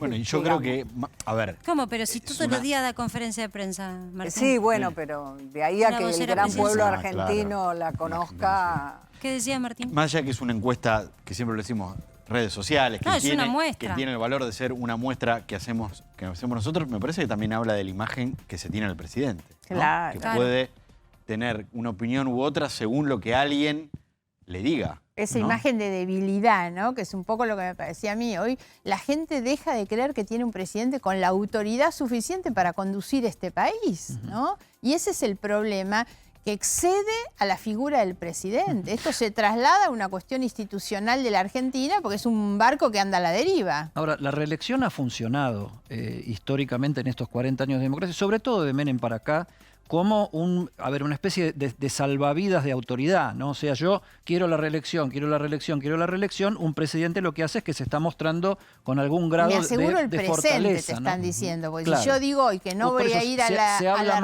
más de estoy firme, Claro. se interpreta más como estoy firme que en voy a llegar a la reelección o no voy a llegar, ¿no? Exacto. Ahora, yo vuelvo sobre los dichos del presidente y no sé si lo tenemos ya para mostrar, Cari, más de este extenso reportaje que hizo con los colegas que lo han acompañado después de que también hubo mucho ruido porque las expresiones categóricas las tuvo con medios internacionales. Finalmente recibió a nuestros colegas y tenemos otra partecita donde habla también de la Argentina. Escuchémoslo. Y la verdad que yo no me tengo que pelear con Cristina. Y no me quiero pelear con Cristina. Yo tengo que pelearme con Macri. Tengo que pelearme con la derecha. Tengo que pelearme con los causantes de la decadencia argentina. Los que generaron la deuda que hoy estamos discutiendo todavía. Allí está puesta mi cabeza. Mi cabeza está en resolver los problemas de los argentinos. Mi cabeza está en ayudar a los más necesitados y sacar de la pobreza lo más rápido posible a los que están sumidos en la pobreza. Mi cabeza está en generar trabajo. Mi cabeza está ahí. Mi cabeza está ahí. La verdad que yo no estoy discutiendo con Cristina. La verdad que yo no estoy discutiendo ninguna interna y la verdad que no estoy pensando en mi reelección. Estoy pensando en cómo salir de los problemas que tenemos. Suena bien. El tema es que si un día No decís me una cosa y otro día decís otra. A mí te digo, a mí me da muchas ganas de decir, está bien lo que está diciendo Pero, el presidente, avanti, hágalo. Te hago una pregunta. Vamos, Alberto. ¿A quién le habla? Porque yo siento esto, No me tengo que pelear. Parece que se habla a sí mismo, como cuando uno va al psicólogo y dice, esto no lo tengo que hacer, no te mandes esta Marcela. ¿A quién le habla cuando dice, no me tengo que pelear con Está Cristina? pidiendo perdón por lo que dijo el día anterior. El día anterior casi fue una provocación a Cristina, entonces de eso obviamente que se arrepiente y entonces vuelve sobre sus propias palabras para decir, no me quiero pelear con Cristina. Ahora, para mí es de una pobreza intelectual el discurso del presidente, brutal. Cayó muy mal la frase. Él dijo, mi enemigo no es Cristina, sino Macri. O sea, es la primera vez una definición tan fuerte de decir que mi enemigo es Cristina. Realmente yo creo que hay un dar marcha atrás, suavizar las cosas, pues fue muy duro. Tampoco que cayó bien internacionalmente que diga que su enemigo es otro candidato. Bueno, es que hay una pequeña cuestión en términos de política exterior, que es que uno trata de atenuar las diferencias con sus adversarios. Porque fíjate que en la misma conferencia lo dijo en todas sus expresiones públicas. Fue a buscar inversiones. No. Bueno. No. Bueno. No. Está bien. No. No. Por lo menos discursivamente Disculpame, sí. Por lo menos no fue a buscar inversiones. No tuvo encuentros de jerarquía. Discúlpenme, a esta altura, permítanme ser honesta. La verdad fue una gira de la nada misma. De la nada misma. Discursivamente él dice que sí. Él dice que fue ¿A qué empresa fue a ver? No. Él dice que él tuvo ¿Qué conversaciones reunión con los empresarios gobiernos. tuvo? Porque la verdad hablemos con franqueza. Ahora, las reuniones con primeros ministros no abren puertas. ¿Qué primero? Vos viste lo que son, una hora que tal como está, muy bien, muy lindo. Sí, es lo protocolar. Porque realmente nunca con los primeros mandatarios, con los presidentes, vos cocinás alguna inversión. Cerrás a lo sumo. Pero porque hay una delegación profesional trabajando, no lo haces en un día. Yo, por suerte, tenés que ver si en el acto se firma algo, fue importante. Si no se firma nada, fue chamán. Primero no se firmó nada. No se firmó nada. Por eso digo, si en el acto se firma algo... Te quiero hacer un paréntesis. No viajó nadie. No hubo un encuentro. Escúchame, estuvo en Alemania, lugar que conozco bien, Berlín. Tenemos una importante empresa automotriz alemana en la Argentina. Ni siquiera fueron a ver la empresa alemana que está allá en Berlín. Está ahí nomás. Los periodistas ya sabemos con anticipación en el calendario y el programa de estadísticas cuándo sale la estadística de inflación. Digo esto porque no tiene por qué saberlo la gente. Ya sabíamos que hoy salía inflación, no es que nos desayunamos con eso. Como también se sabía, porque la convocatoria fue casi hace un mes, empezó a armar, que íbamos a tener 3 días consecutivos de manifestación y la foto que vimos más temprano de esa Plaza de Mayo multitudinaria en manifestación pidiendo empleo. En tu análisis. Sabía las audiencias de tarifas. Y las audiencias de tarifas, que además está debajo de la mesa, pero es un tema que al gobierno le cuesta comunicar. Vos en tu análisis, y sobre todo porque también seguís mucho lo agendado, cuando los ministros se agendan algo, también los periodistas pueden tener acceso públicamente. ¿Este viaje vino desde la galera para sacarlo al presidente de la escena de una semana tan caliente? Nosotros sabíamos hace como 3 o 4 semanas, o sea, hace un mes, que el presidente iba a ir a España y en una de esas a Bélgica. Empezamos con Bélgica. Se ve que los belgas no nos quieren porque no fuimos a Bélgica. Después dijeron, no va a viajar, se bajó el entusiasmo. Después no, vamos a ir a Francia. Se ve que Macron, mucha bolilla tampoco, no lo quiso dar. No, bueno, ahora vamos a Alemania. Pero esto fue así, ¿eh? Lo que sí siempre confirmaban la gente que maneja la agenda presidencial, es la Cumbre de las Américas, que es en Estados Unidos. Para los despistados, Lili Franco está en la Casa de Gobierno todos los días y está recibiendo a dónde va a ir, qué, y le hablan y le cuentan, ¿no? No, y todos los días veo los pasillos, porque a veces te cuentan y a veces no te cuentan. Vos viste cómo es esto. Entonces, así nace este viaje. Es más, hasta la semana pasada casi no se hace. Porque Francia no confirmaba. Francia confirmó el lunes a la mañana. El encuentro con Macron se confirma el lunes a la mañana. Cuando ya estaban casi en España. Claro, estaban viajando. Casi viajando a las 5 de la tarde. Ahora, ¿Cómo lo va a recibir Macron? Yo personalmente creo que va a ser un saludo muy breve. Fíjense que los 3 saludos Es un fueron almuerzo breves. mañana. Aparte en otra agenda, en otra... Pero están fueron en- muy breves. Generalmente cuando son viajes internacionales, va una comitiva, no porque vayan muchos a pasear, van básicamente porque quienes manejan los posibles acuerdos, sean políticos, sean económicos, sea de lo que sea, son los distintos ministros. Así vino Boric acá. Claro, obviamente, pero no es porque viajan porque les gusten manadas, sino Pero le porque es dieron una lógico. medalla en la Sorbona y a Cristina un honoris causa en Resistencia Chaco. Ah, Una porque dice que medalla. no. ¿Qué querías aportar, No, Martín? yo creo que lo que hace el presidente, hablando de que Macri es el enemigo, es lo que hizo Macri con Cristina. Es subir al ring de la política con quien quieren confrontar.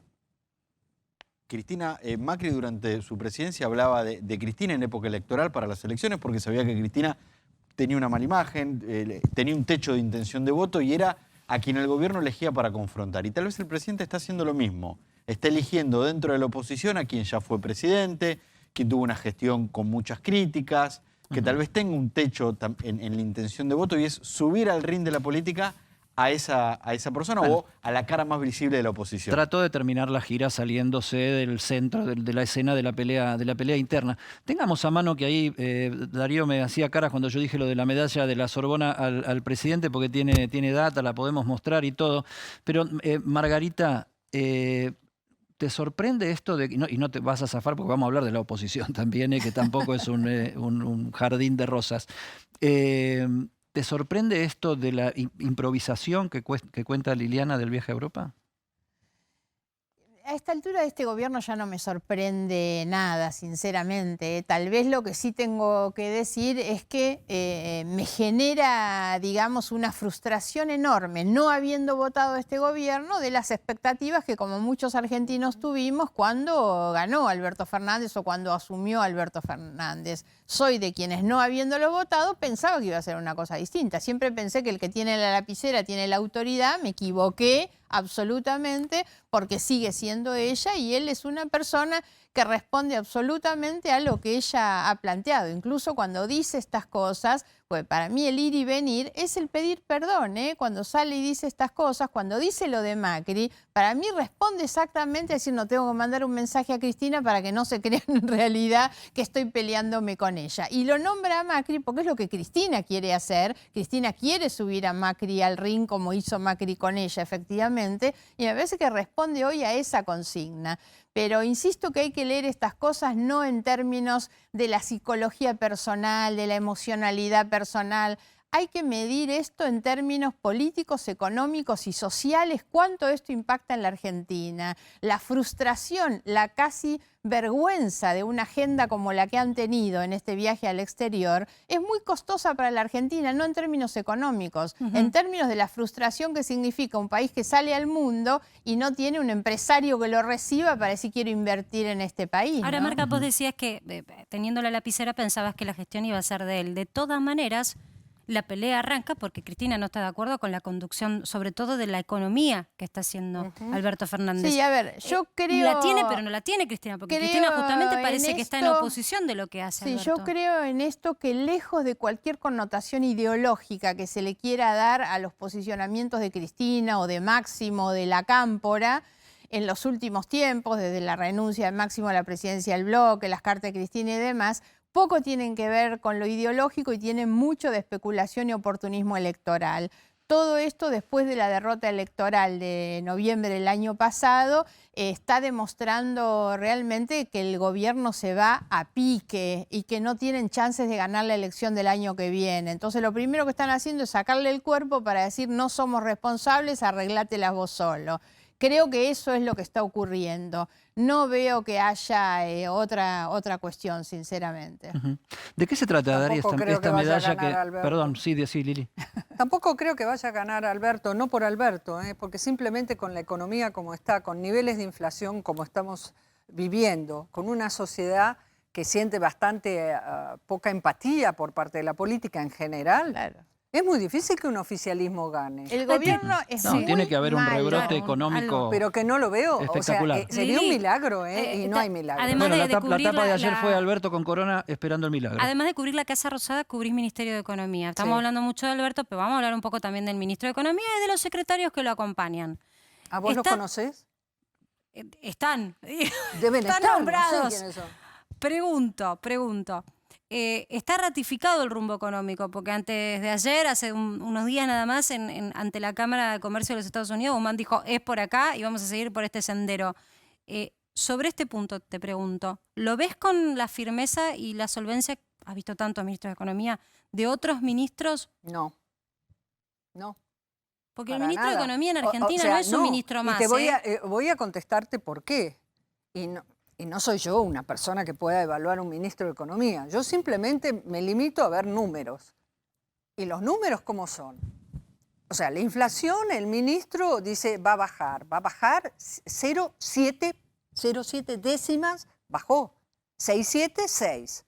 Pero lo más preocupante es que la inflación núcleo, core, que es la inflación que le sacamos los precios estacionales, si sube el colegio, la lechuga o el tomate, y le sacamos precios regulados, las tarifas, todo aquello que tiene un control, prepagas, por ejemplo. Esa está 6,7. ¿Qué quiere decir en buen idioma castellano? Que la economía está indexándose.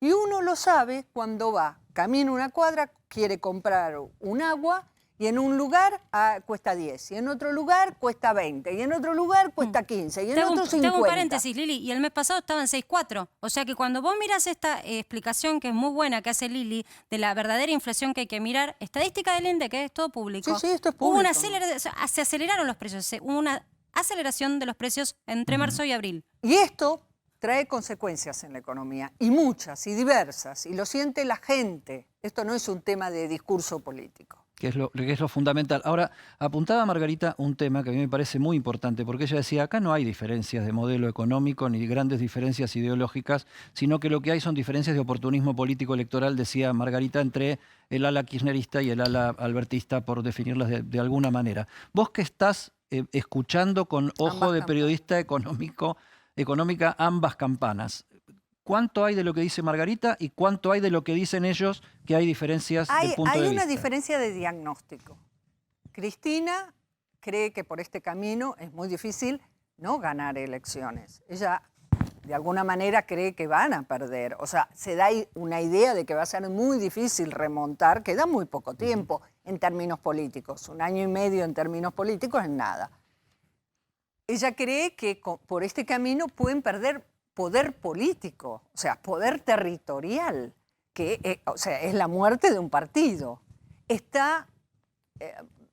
Hay un temor a lo que le pasó al radicalismo en el 2001, o sea, un malestar social. Al radicalismo todavía le cuesta recomponerse, restablecer el vínculo.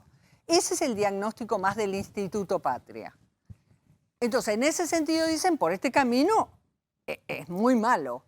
En el gobierno hay una visión de no, esto es lo que hay que hacer, lo estamos haciendo bien, vamos a crecer al 7%, anoten esto. El gobierno cree que este año el país va a crecer al 7%. Sería un muy buen crecimiento, un descontado, etcétera. Técnicamente sería excelente. Bueno, están convencidos que si bien la inflación es alta, después la van a bajar, están convencidos que van a cumplir con el Fondo Monetario, y están convencidos de algo que yo en economía, la verdad, no puedo entender cómo están convencidos de esto. Que el nivel tan bajo de expectativas, pues la sociedad, cualquier encuesta, salen a la calle y preguntan, ¿cómo cree usted que va a estar la economía este año? Mal. ¿Cómo cree que va a estar su economía? Ayer nos decía Eduardo Fidanza que por primera vez en los registros que él tiene, la mala expectativa supera los 3 años para adelante. Exactamente. Entonces, no existe en economía la posibilidad de implementar el mejor programa económico si la sociedad está convencida que va a fracasar. Y esto es un tema que el gobierno no lo tiene muy en cuenta. Y el presidente, te completo con esto, el presidente contestó ayer en uno de los reportajes que dijo, no, el problema no es con mi gobierno, es la consecuencia de la pandemia. Claro. Él cree que, digamos, esta mala imagen... Pero discúlpame, Lili, porque vos hablaste de plan económico. ¿Cuál es el plan económico? el plan económico. Claro. El plan económico de Guzmán sería... Hace un ratito Sergio Chousa decía que es el del Fondo Monetario Internacional. ¿no? No, que Y no lo está- básicamente pero también es el dijo que de- no lo están siguiendo. Es el que él acordó con el fondo que hace agua por varios lados. A ver, si ustedes piensan que vamos a cumplir algo de todo, vamos a cumplir por ahí más o menos algunas cositas. Ya por de pronto no vamos a poder cumplir con el déficit fiscal, salvo que a partir de ahora hagan un ajuste, pero que ni López Murphy lo hubiera soñado. Porque el nivel de gasto se aceleró Y la muchísimo. inflación tampoco la van a cumplir. Un rengloncito quiero agregar al buen análisis de Liliana, cuando Liliana dice en relación a Cristina, el temor a la pérdida de poder político.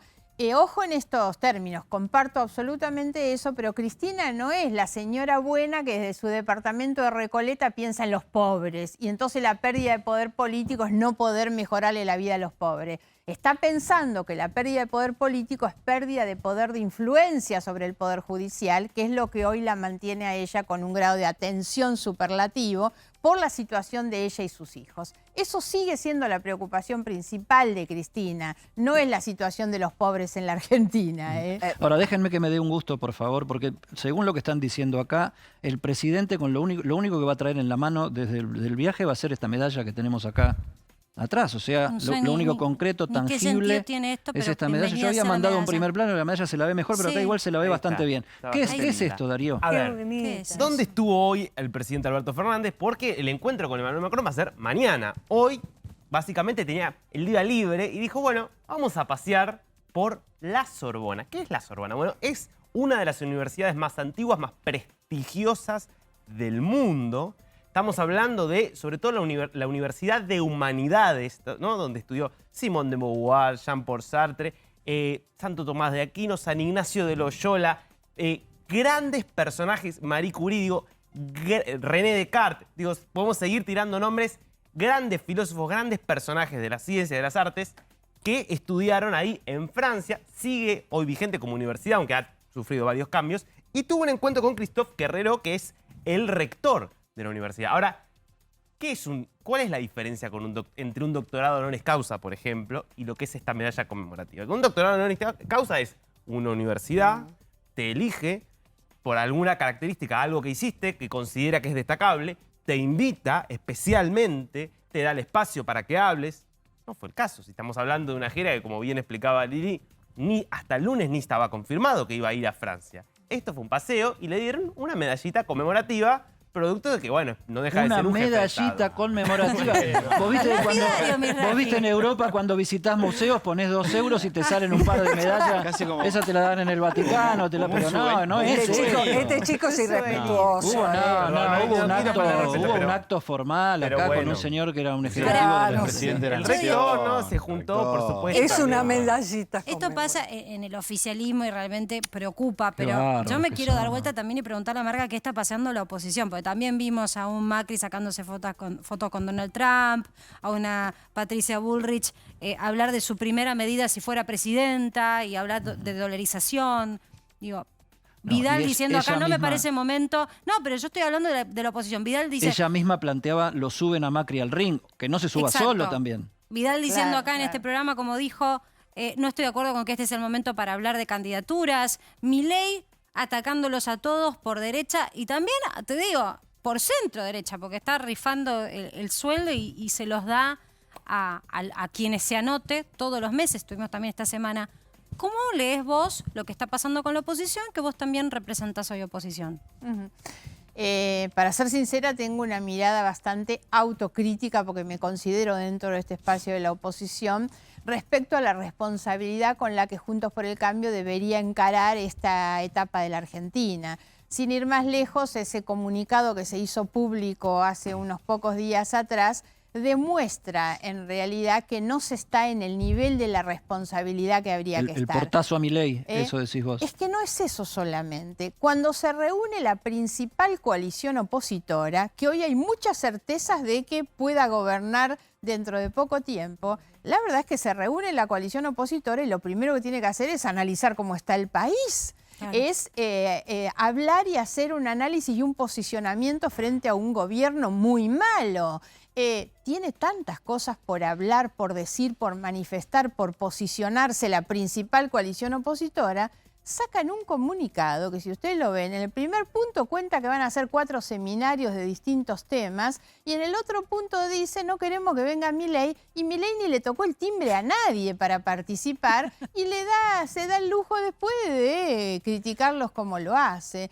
Me parece que no se está a la altura, insisto, con un muy mal gobierno y problemas sociales, económicos de todo tipo en esta Argentina, están exigiendo un nivel de excelencia en esta coalición opositora, porque la Argentina no resiste más fracasos, no resiste más fracasos. Entonces, a mí me parece que la misión, ¿cuál es? Es tener un muy buen diagnóstico y empezar a buscar soluciones. Hoy hablábamos mucho sobre el tema de la inflación. La subestimación que se hizo de la inflación, incluso en el gobierno de Macri, también nos lleva a tener esta cuestión tan estructural. Bueno, a mí me parece que la coalición no puede llegar al gobierno dentro de 1 año y medio sin tener una solución, Ahora, vos una hablabas propuesta, de ¿no? oportunismo electoral por el lado de Cristina. Acá hay una fobia electoral con el tema Milei, ¿no? Porque están como obsesionados con el tema Milei, a tal punto de juntar a la cabeza de la coalición para hablar de él. Yo les digo, a mí me pareció infantil eso, infantil, les insisto, sobre todo en el contexto en el que estamos. No, pero hay un expresidente de la Nación, una ex ministra que quiere ser presidenta, un jefe de gobierno porteño, un gobernador de Jujuy. En los problemas que el país tiene y un gobierno sin rumbo y malísimo. La verdad es que no puede ser esa la respuesta, no puede ser esa la respuesta. Ahora, cuando llevamos esto al terreno de la interna y de las candidaturas, no me preocupa eso en lo más mínimo. Que existan una cantidad de líderes con chances, con expectativas de ser, no me parece mal. Yo quiero y adhiero hoy en realidad a un radicalismo empoderado en una pelea con el PRO, que nos está augurando una coalición mucho más equilibrada en realidad, y a mi juicio lo que debería ser una discusión central, que es ampliar la base de sustentación social electoral, no es sacarse la foto con un dirigente o ver si sumo uno más a la alianza. ¿Te volviste a enamorar del radicalismo? No, mira, yo digo siempre, soy genéticamente radical, pero pienso en un proyecto de país superador del radicalismo. Sí, le he dicho a todos que Facundo Manes es una persona que me ha brindado una comodidad a mí para ingresar, y al partido GEN para ingresar en Juntos por el Cambio, que no teníamos antes. La decisión de Facundo de aceptar por el radicalismo su candidatura el año pasado y una potencial candidatura a presidente, a nosotros nos genera una comodidad, hasta un entusiasmo, digamos, de formar parte de un proyecto. Y además en esta idea, ¿por qué Milei? ¿Por qué crece Milei? Milei es el emergente, digamos, del hartazgo, la expresión del hartazgo de la sociedad con todo lo que es la política tradicional. Manes podría ser una persona que irrumpa en el escenario también, siendo que no trae trayectoria, historia, digamos, política partidaria, que puede interpretar a esa gente enojada desde una posición más humanista, más progresista. Manes, y en el caso vos, si decidís militar con él, ¿sí o sí necesitan la marca Juntos por el Cambio? Bueno, nosotros estamos dentro de esta coalición. Lo que la coalición necesita. Pero es una coalición donde vos ves muchas diferencias. O sea, no estás de acuerdo con mucho de lo que incluso se postula públicamente. Donde Macri dijo, ojo con los radicales que se traen el cuchillo bajo el poncho de políticas populistas. Pero yo creo que hay que abrir la discusión en realidad para que la alianza no sea solo una alianza para ganar elecciones. El gran problema de la Argentina de hace varios años es que las coaliciones se arman para ganar elecciones, son exitosas electoralmente y fracasan en el gobierno. No podemos repetir ese mismo error. Eso pasa hoy con Cristina. Era muy inteligente, muy estratégica ella en la construcción que hace, el paso al costado, suma masa, pone a Alberto. En el gobierno un fracaso. Nosotros no podemos hacer lo mismo, esto de amontonar gente. El acuerdo tiene que ser un acuerdo programático y hay que preparar los cuadros político-técnicos, sobre todo, para llevar adelante ese programa, ¿no? Tenemos que ir a un corte. Yo le pido a la producción si podemos poner la tapa para irnos a la pausa, porque acá estamos con una oposición disociada y peleando y discutiendo sus miserias, un oficialismo otro tanto, un presidente que viaja no sabemos para qué y que por ahí lo único que trae en la mano es una medallita de la Sorbona. Arrancamos el programa con los pobres, más allá de las posturas ideológicas que tenga cualquier dirigencia, con los pobres movilizados desde todo el país y desde el Gran Buenos Aires. Y acá nos decimos, pobres sin todos. demasiadas cosas para decir que estas 5 palabras, ella vio todo, pobre Argentina. Y aparte vamos a hablar después del corte de lo que sucedió en Rosario con la cumbre judicial por el tema del narcotráfico. No te lo podés perder. Ya venimos. Pobre Argentina.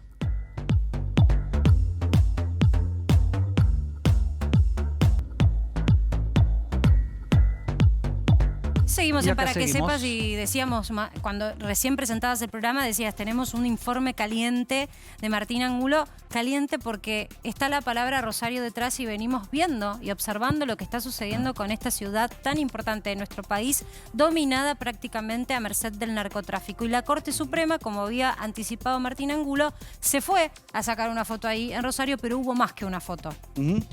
Hubo un gesto de la Corte.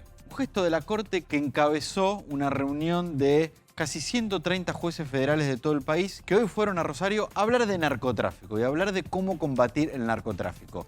Pero por fuera de los discursos y del análisis de cómo combatir el narcotráfico, de las mejores o peores decisiones, de lo que vamos a escuchar en un ratito al presidente de la Corte Suprema, Horacio Rosati, lo que la Corte hizo fue un gesto. El primer gesto que hace la Corte es primero ir en pleno con las divisiones que hay hoy en la Corte Suprema, sobre todo las peleas de 3 de sus jueces, con otro, que es Ricardo Lorenzetti, que está como aislado del resto del tribunal. Los jueces dijeron, vamos los 4, nos ponemos en primera fila, ahí los vemos también en la imagen, lo vamos a ver después también en el estrado, los 4 juntos. ¿Con quién? Con el jefe de los fiscales, con el procurador Eduardo Casal, con muchos integrantes del Consejo de la Magistratura de la Nación y con jueces federales de todo el país. Y con una frase que se repitió y me parece que acá también hay un gesto.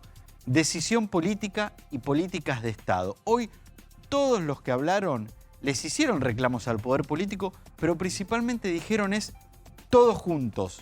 Esto lo resolvemos el Poder Ejecutivo, el Poder Legislativo, el Poder Judicial y utilizando todas las herramientas del Estado. Acá no podemos la Fuerza de Seguridad por un lado, los jueces por el otro, los fiscales en sus despachos, la FIP, la UIF en la lucha contra el lavado de dinero por su cuenta.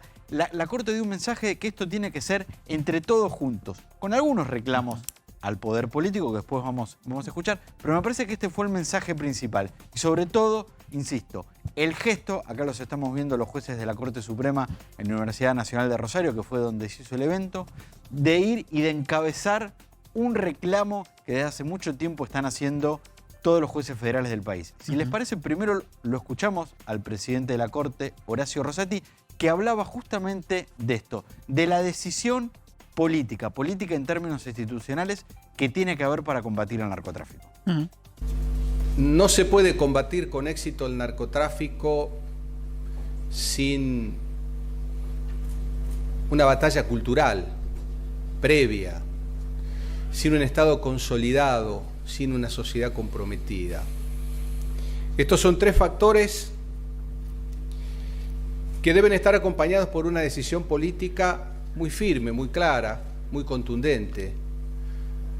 De lo contrario, cualquier esfuerzo puede naufragar. La decisión política no debe limitarse a brindar las herramientas para combatir el delito cuando éste se está consumando o ya se ha consumado.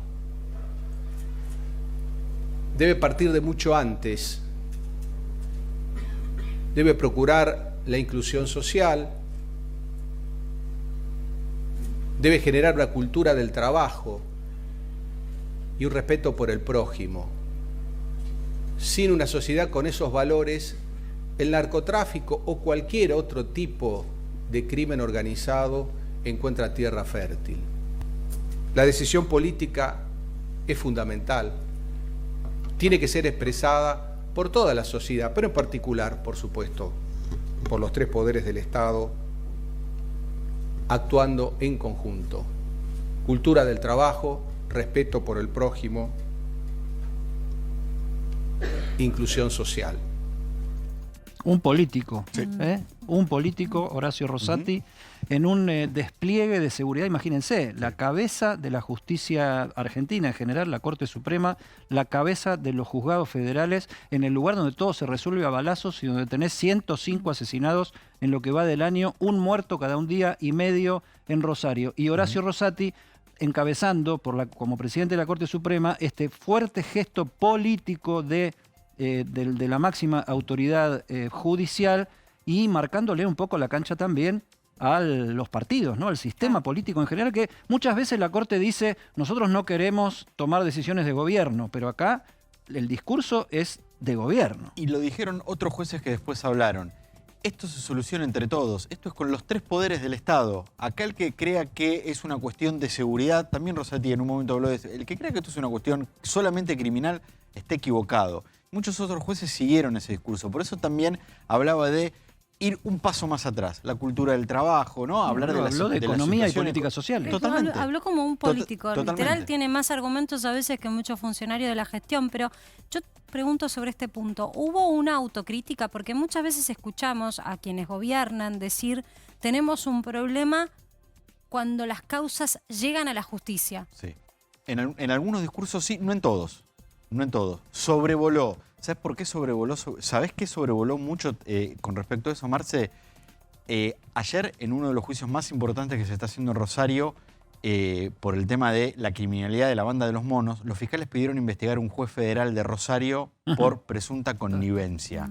Y en el discurso de Rosati sobrevoló en algunas oportunidades y también de otros panelistas esto de, bueno, la complicidad con el narcotráfico es de la policía, es de la política, pero ojo que también puede ser de nosotros, ¿eh? Y de hecho hay casos ¿Ese juez de federal jueces. estaba invitado hoy? Ese juez federal estuvo hoy, es el doctor Bailaque, estuvo presente. Es una denuncia. Fuerte. Muy fuerte. Debe haber hecho así, muy ¿no? fuerte. De hecho, Rosati inclusive también habla de, acá no puede haber diferencia entre los federales y los provinciales, que esto es un clásico dentro del Poder Judicial, ¿no? Los jueces federales que... Se pasan la pelota. Los provinciales dicen, se dan más chapa porque son federales y los que trabajamos somos nosotros, y los federales también hablan de que, bueno, los provinciales tienen delitos menores y las cuestiones complejas las tenemos nosotros. Hoy Rosati también dice, acá no puede haber diferencias jurisdiccionales. Esto es decir, esto, aunque sea federal, aunque sea provincial, tenemos que trabajar entre todos porque el problema es de todos. Y hay una parte que también hablaron, lo habló Rosati y hablaron otros jueces. Esto está pegando directamente en la gente, ¿eh? Y claro. Directamente en la Martín, gente. un punto sí. te hago acá porque tenemos que ir a un corte y le dejo la pregunta planteada a Margarita, que también mucho vos has trabajado para denunciar distintos tipos de situaciones que se estaban dando en nuestra sociedad vinculadas al narcotráfico, a los delitos, a las bandas organizadas. La pregunta que te dejo es si considerás que este gesto alcanza por lo que está sucediendo en Rosario. Ya volvemos.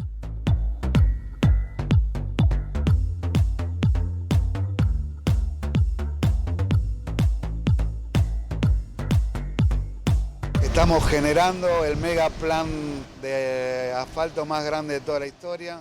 5.000 nuevas cuadras de asfalto estamos haciendo en La Matanza. En este caso, con una inversión de más de 600 millones de pesos en estos asfaltos que van a cambiar la Ferrere para siempre. No solamente asfalto, sino también una mega inversión que va a cambiar la estación de la Ferrere, todo el centro comercial. Estamos construyendo 3 nuevos túneles bajo las vías en la Ferrere, generando la peatonal de la Ferrere sobre Avenida Luro, ejecutando las obras para poder inaugurar un mega hospital nuevo en la Ferrere, el Hospital Néstor Kirchner sobre la Ruta 3, instalando más de 40.000 nuevas luces LEDs. También estamos generando las obras de prevención que tienen que ver con la instalación de más de 10.000 alarmas vecinales. Recién estaba hablando con los vecinos. Esto cambia la vida para siempre, porque el asfalto trae progreso, el asfalto trae desarrollo. Bueno, en definitiva, el asfalto te da dignidad, el asfalto te da igualdad de condiciones.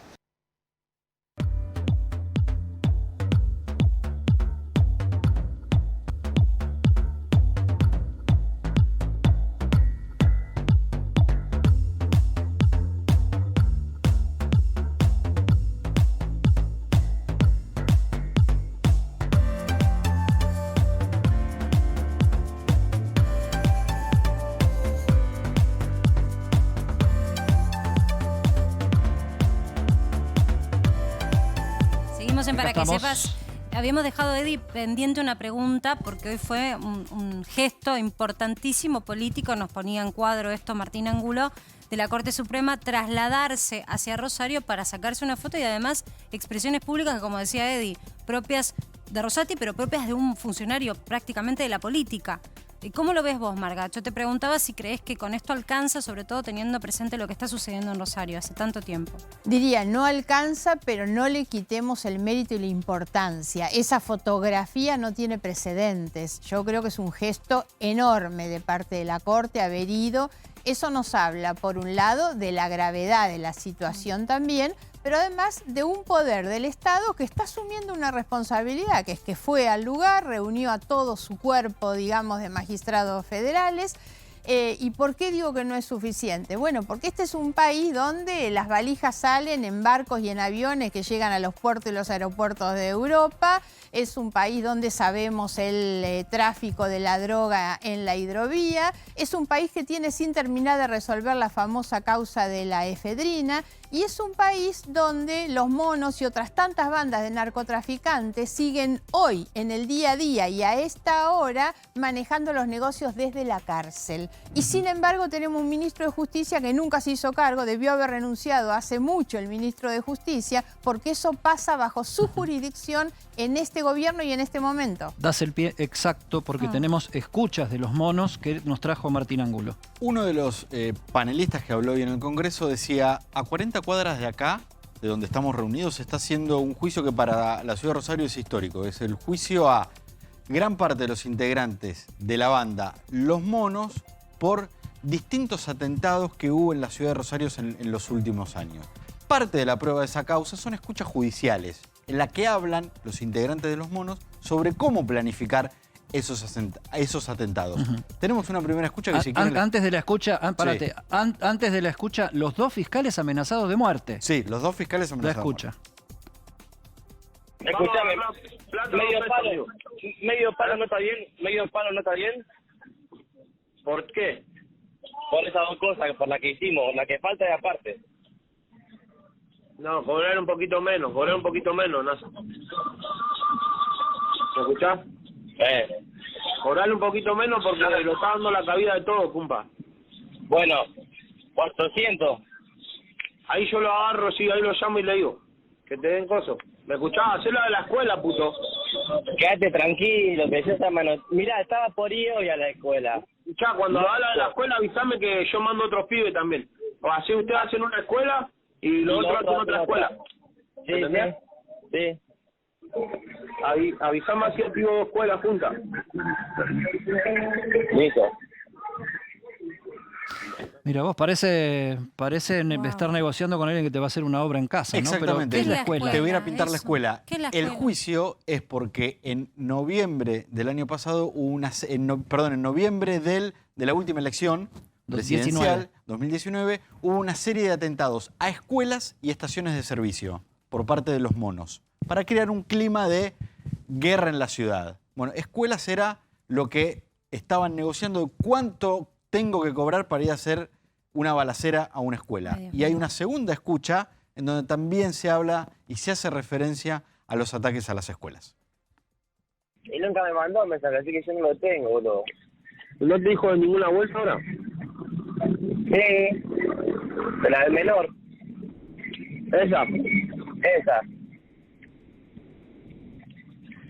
Me gusta hablar con ese hombre porque cada vez que hablar con ese hombre quiero que mate a alguien.